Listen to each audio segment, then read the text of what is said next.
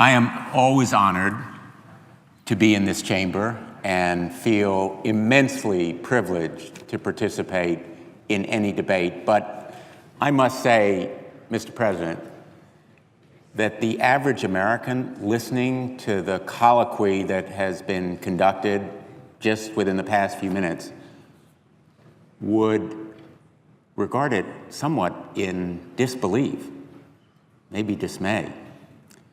Because the presiding officer is absolutely right that the people of our states are literally dying as a result of the heroin and opioid epidemic that has created a public health hurricane, a crisis of untold proportion.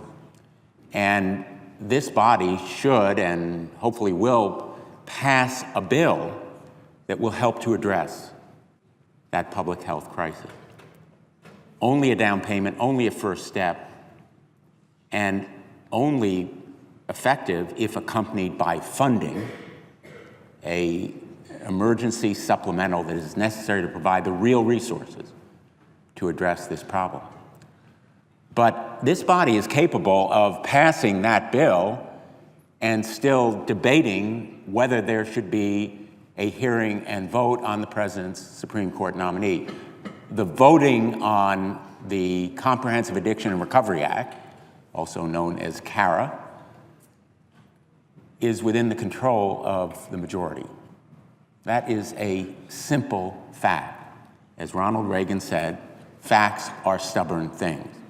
The fact is that control of the votes on that measure are within the prerogative of the majority. And in the meantime, the majority also has the power and authority to say, we will have a hearing and a vote on the President's Supreme Court nominee.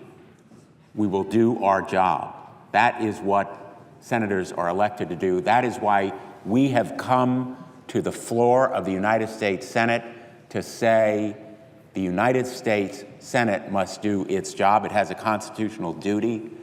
It has no discretion whether it should wait to a politically opportune time to do its job, whether it should hear from its base politically.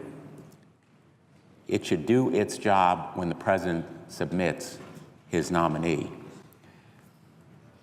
What may be most regrettable about this debate and about the majority leadership's refusal to have a hearing and a vote on the President's nominee is that it demonstrates political machination, game blaming, that threatens the Supreme Court as an institution. It endangers its credibility and trust. The Supreme Court has no armies or police force. It depends for the enforceability of its decisions on its credibility and trust. And when it is demeaned in the eyes of the public, when its stature is diminished, when it is dragged into the political morass of a partisan debate and partisan paralysis, its credibility and trust and its stature are vastly diminished, and its power as an institution is endangered.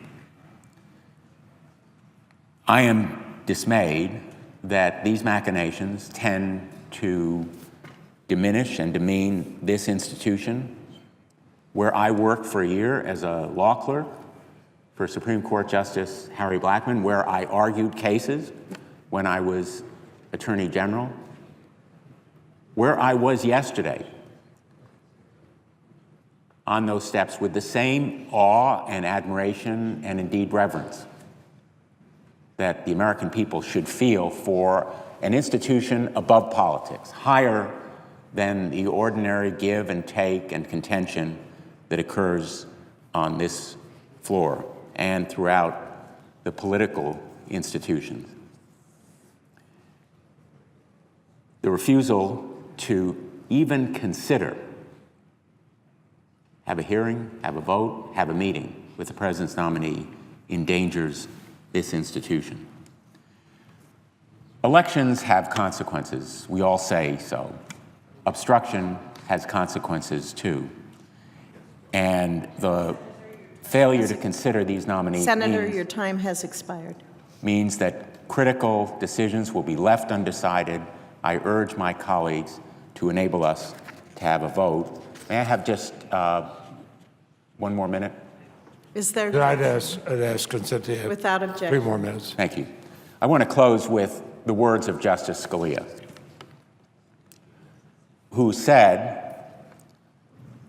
when he was asked to recuse himself, that leaving the court potentially equally divided 4-4, that a 4-4 vote was to be avoided if possible. And he said, quote, with 8 justices raises the possibility that by reason of a tie vote, the court will find itself unable to resolve the significant legal issue presented by the case. Even one unnecessary recusal impairs the functioning of the court. Even one unnecessary 4-4 vote impairs the stature and credibility and the effectiveness of the court. I urge all of us to move forward with the president's nominee when it is made.